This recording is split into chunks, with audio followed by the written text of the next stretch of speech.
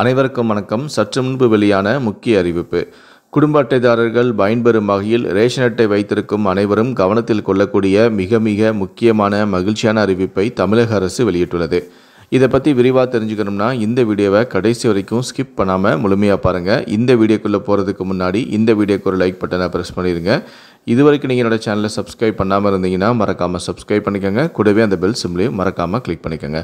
சரி, வாங்க இப்போ நம்ம வீடியோக்குள்ளே போகலாம். மகளிர் உரிமை தொகை வேண்டி மேல்முறையீடு செய்தவர்களில் 1,48,000 விண்ணப்பங்கள் ஏற்றுக்கொள்ளப்பட்டுள்ளதாக அமைச்சரான உதயநிதி ஸ்டாலின் தெரிவித்துள்ளார். மகளிர் உரிமை தொகை விண்ணப்பம் நிராகரிக்கப்பட்டவர்கள் மேல்முறையீடு செய்யலாம் எனவும் அறிவிக்கப்பட்டுள்ளது. இந்த திட்டத்தில் ஏற்கனவே நிராகரிக்கப்பட்டவர்கள் புதிதாக திருமணமான குடும்ப தலைவிகள் விண்ணப்பிக்க முடியும். அருகே உள்ள நகராட்சி, மாநகராட்சி, ஊராட்சி அலுவலகங்களுக்கு சென்று இதற்கான விண்ணப்பங்களை நீங்கள் பெறலாம் அல்லது இ-சேவை மையங்களில் விண்ணப்பிக்கலாம். நாம் பூர்த்தி செய்த விண்ணப்பத்திற்கான அத்தாட்சி செல்போன் எண்ணிற்கு குறுஞ்செய்தியாக அனுப்பி வைக்கப்பட்டுள்ளது. ஏற்கனவே விண்ணப்பித்த நிராகரிக்கப்பட்டவர்கள் இ-சேவை மூலம் விண்ணப்பம் செய்யலாம் எனவும் அறிவிக்கப்பட்டுள்ளது. புதிதாக திருமணமானவர்கள் மற்றும் புதிய ரேஷன் அட்டைதாரர்கள் ஆகியோருக்கு பணம் வழங்கப்பட உள்ளதாக தகவல்களும் வெளியாகியுள்ளது.